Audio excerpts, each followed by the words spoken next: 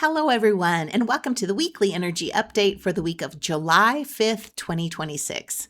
I'm Renee Spears, a spirit guide channeler and spiritual mentor, and I'm coming to you from a beautiful summer day in Bozeman, Montana. Every Sunday, I share the energy for the week ahead, and I also infuse the show with some positive vibes, so you get a little positive energy boost just for listening. And I have to say that I'm a little surprised that we didn't have any big shocking events over the past couple of days with that powerful Mars-Uranus conjunction. We'll still be in the aftershocks of this energy all week, but as of right now, I'm overjoyed. So we're officially in the second half of 2026, and the first 6 months of this year have been incredible. We've had one major planetary shift after another, and they've completely changed the energy, not just for the rest of this year, but for the years and even the decade to come. And we're not done yet. This month brings even more change with the lunar nodes, the nodes of fate, moving into new signs, along with a very rare planetary basket. So the overall theme this month is really about stepping into the true empowered version of yourself. And we get help with that from Jupiter, the planet of luck, abundance, and expansion. It's now spending its first full month in Leo in more than a decade. And Jupiter makes everything bigger. And because Leo is ruled by the sun, we're all feeling this inner need to express ourselves more fully, even the introverts. You may notice this desire to create something or launch something or share your gifts or simply stop hiding and let yourself be seen. So this month starts with Jupiter now in Leo, encouraging us to fully be ourselves, and Mercury retrograde in Cancer, asking us to slow down, reflect, and figure out who we are so we can do that. And this week on the 7th, Neptune goes retrograde in Aries, where it will stay until December. Now, Neptune rules spirituality, intuition, dreams, and imagination. And when it goes retrograde, our focus naturally turns inward, and we do a lot of spiritual introspection. So we're getting really honest with ourselves about what we truly want. We'll also have clarity about where we're holding ourselves back and keeping ourselves small. And then at the end of the month, Saturn goes retrograde. This retrograde is another time of inward reflection about what isn't working in our lives and what we need to rebuild. Pluto is also retrograde all summer, helping us focus on inner transformation, shedding outdated beliefs, and deep psychological processing. So all of these retrogrades are really an inside job. All outer change in our lives starts with a shift on the inside.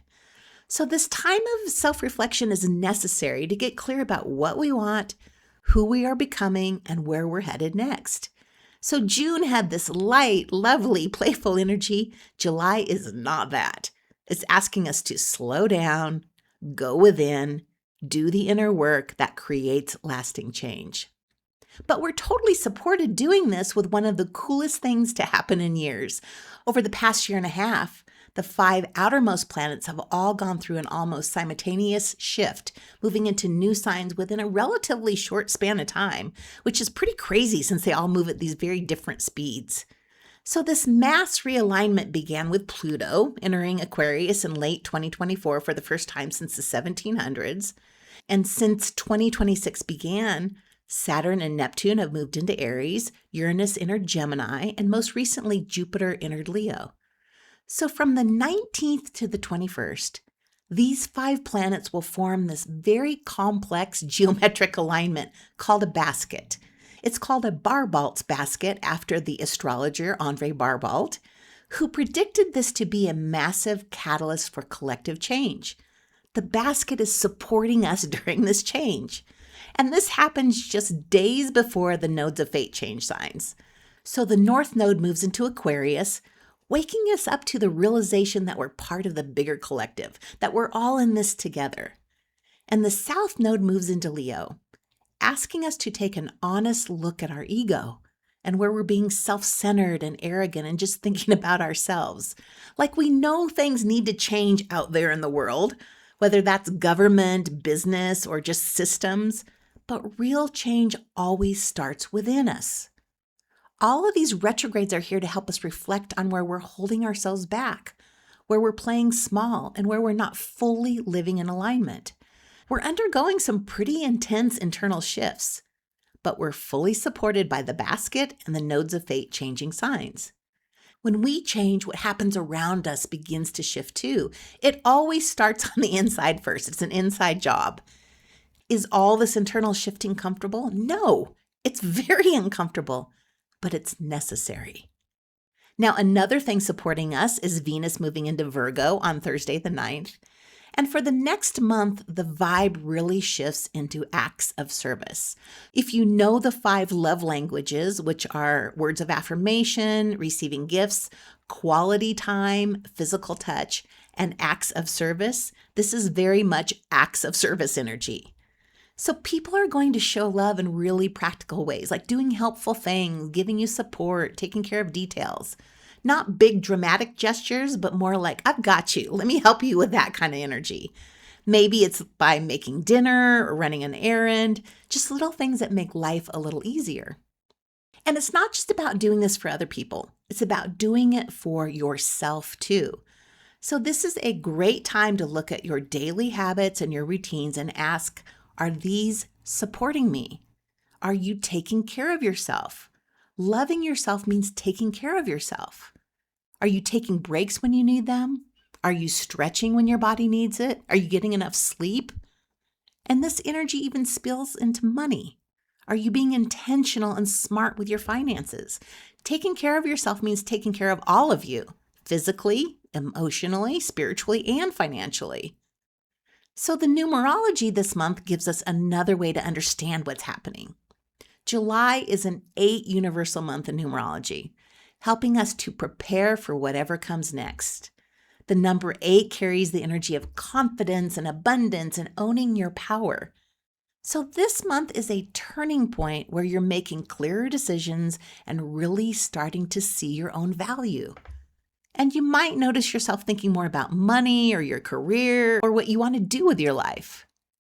And the 8 reminds us that abundance isn't just about money. It's about believing you're worthy of all the good things in life. All of them. So if you've been playing small or wanting permission from somebody else, it's time to trust yourself, take care of yourself, and love yourself. If we want change in our world, we must do this. We got to do the work.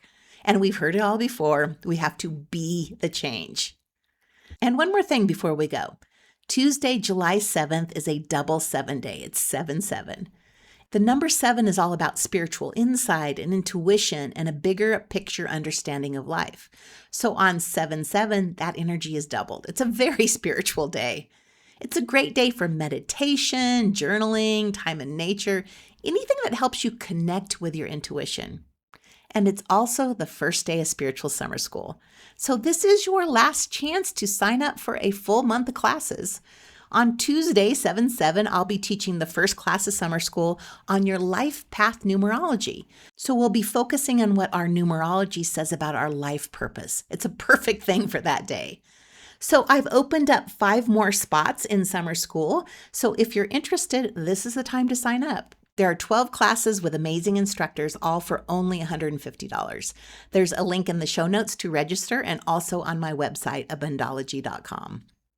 I also just released the summer school playlist. If you've ever come to any of my classes before, you know I always play a song while we're waiting for everybody to join. So the songs are to raise your vibe for the class. And I've been asked over and over for a playlist, and I've finally made one. So of course it's free. And if you'd like that, there's a link in the show notes to get that too. I'm a little scattered this morning and late getting the podcast up today. My dog Jasper is not a fan of fireworks, so I was up last night with him, and we were outside at about 4 a.m. going potty. Well, he was going potty, and I was tired and grumpy and looked up, and the whole sky was lit up with the northern lights. It was a magical, magical moment. So as always, thank you for listening. Have a magical week, and I'll talk to you again next week.